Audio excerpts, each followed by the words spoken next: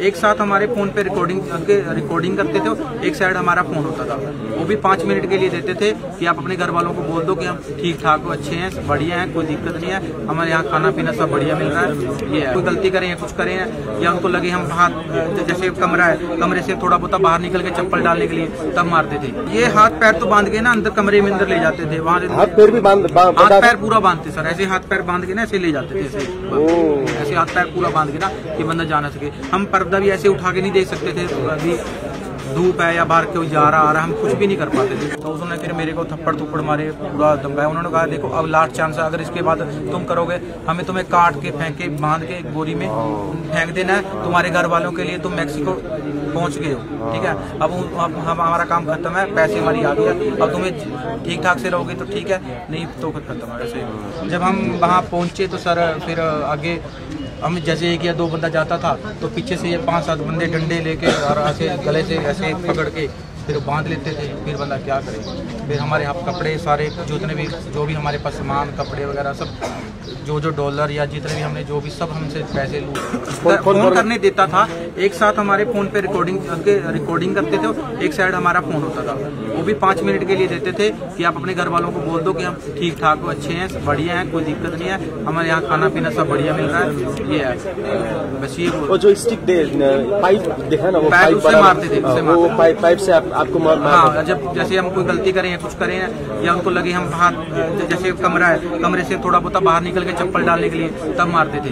हाथ भी बंधा हुआ था क्या? हाँ जी, हाथ भी बांधा था। ये हाथ पैर तो बांध के ना अंदर कमरे में अंदर ले जाते थे, वहाँ हाथ पैर भी हाथ पैर पूरा बांधते सर, ऐसे हाथ पैर बांध के ना ऐसे ले जाते थे, ऐसे हाथ पैर पूरा बांध के ना कि बंदा जा ना सके। हम पर्दा भी ऐसे उठा के नहीं देख सकते थे, अभी धूप है या बाहर कोई जा रहा आ रहा, हम कुछ भी नहीं कर पाते थे। हम 5-6 बंदे हमारे पास हर टाइम निगरानी में रहते थे, रात को दिन में हर टाइम बंदा था। वो सब निगरानी करने इंडियन लोग हैं? हाँ, इंडियन लोग। आपको इस बारे में कैसे पता चला? किस बारे में? नेपाल से तो हमारे एजेंटों ने संपर्क किया कि मैडम से, एक मैडम है जो कोई मेन एजेंट है, उनने आगे किसी और एजेंट से की बात, तो उन्होंने कहा कि यहाँ से काठमांडू से काम चल रहा है, बढ़िया है, 1 नंबर में चल रहा है, बंदा अपनी फैक्ट्री वगैरह उसकी है, वो वर्क परमिट लगा के दे रहा है, अब 2 साल में आप पक्के हो जाओगे, ग्रीन कार्ड मिल जाएगा। तो हमें भी लगा ठीक है चलो, अभी एक बार पैसा लग रहा है पर हमारी लाइफ के लिए हम सेव हो जाएंगे, अपना घर परिवार सेट हो जाएगा। उस चक्कर में हमने उसने सीधा उसी से बात कर ली जो इनका मेन इनका वो था, गैंग लीडर था, उससे बात कर ली।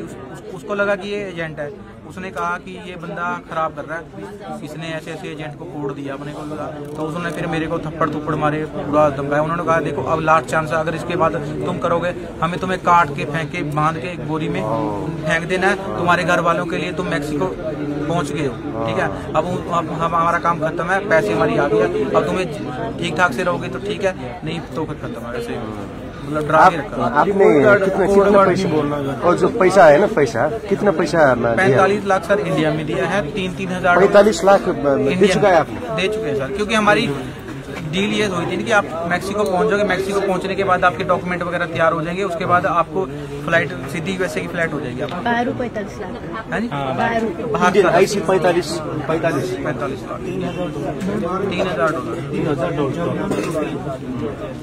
आपने नहीं दिया? आपने भी दिया 45 लाख?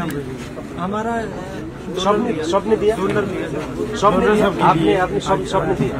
ये हमें बोला गया था कि ये एंट्री के लिए है, जब आप मैक्सिको एंटर हो जाओगे तो ये पैसे आपके पास रहेंगे, ये आप अपने बाद में अपने खर्चे के लिए अपने घर वापस भेज सकते हैं, ये आपको एंट्रेंस के लिए रखा है। पर वो यहाँ पे इन्होंने लूट लाट ली हमें, अगर हम कितने दिन से बंद गया सर? मैं 8 तारीख से बंद हूँ। 8 तारीख से। वो खाना देते थे यार? नहीं, खाना देते थे 2 टाइम, उतना देते थे कि आप हम जिंदा रहते हैं, मतलब ब्रेड ब्रूड या कुछ भी जो भी ब्रेड देता था, ब्रेड दे देते थे बस, हल्का फुल्का जो दिया, चाय वगैरह। आपका नाम? भूपिंदर सिंह। ये 4 बंदे बच गए, 4 लड़के बच गए, 4 बंदे बच गए। हाँ, क्योंकि इनका अगले दिन का नंबर था ना, 45 लाख तो मैंने जब पुलिस आ गई थी वहाँ पे, तो मैंने पुलिस को बता दिया था कि मेरे 4 बंदे और आएंगे, क्योंकि इन्होंने बता दिया था कि हमारे पास बंदे आएंगे, तो इसको मैं जानता था, उसको जानता था। जब इनके नाम लिए ना कि ये लड़के आएंगे, उन्होंने बता दिया था हमें जो ये किडनैपर थे।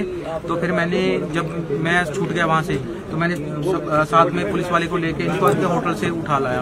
इनको भी बस कल ही आए थे। हाँ, ये भी कल ही आए थे। जहाँ कोई एजेंट था उसके साथ किया। उन्होंने कहा कि आपका काम काठमांडू से होगा, काठमांडू में यहाँ के नेपाली सर है, वो आपको आगे काम कि आपकी उनकी फैक्ट्रियाँ वगैरह हैं, वो आपको आगे काम देंगे वहाँ पे। तो हम उस चक्कर में सर यहाँ पे आ गए।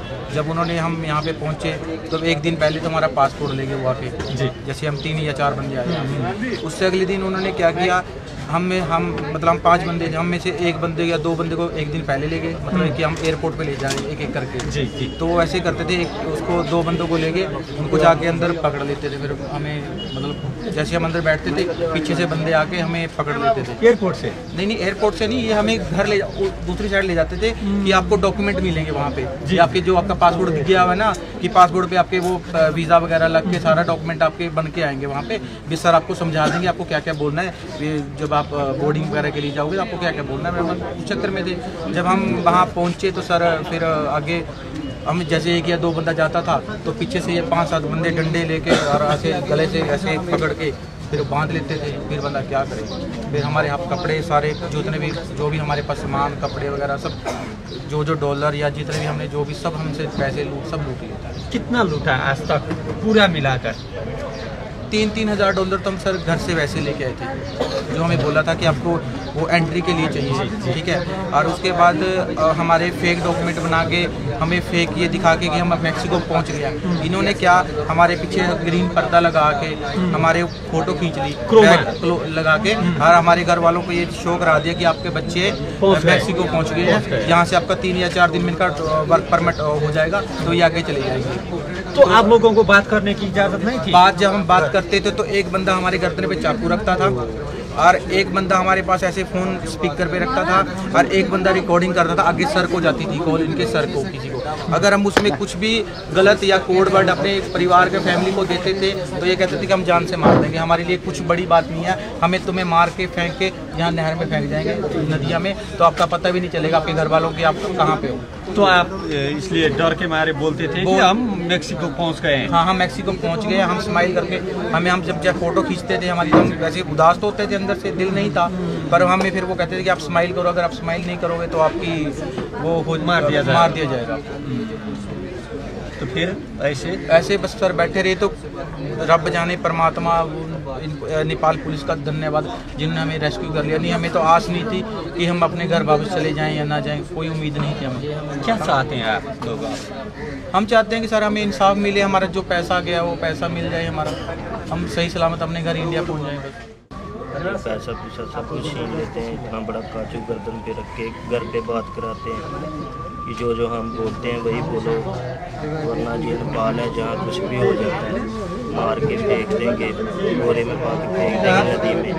ऐसे सब दोस्त लोग आए ना आपकी पीछे, आपने नहीं बताया? नहीं, दोस्त यहाँ वैसे दोस्त यहाँ बने हैं, दोस्त तो यहाँ पर पीछे से लग जब लोग दूसरे लोग आए ना तो क्या कराएंगे? आपने नहीं बताया? नहीं मैम, अब जब हम आए हैं हमने तो यही कहना था हम ठीक है। उन्होंने कहा था जब यहाँ पर कोई भी और आता ना यही कहना ठीक है, ये नहीं कहना हम ऐसे रहने वैसे रहे। हम इसको कहते थे कोई बात नहीं, हम छूट जाएंगे।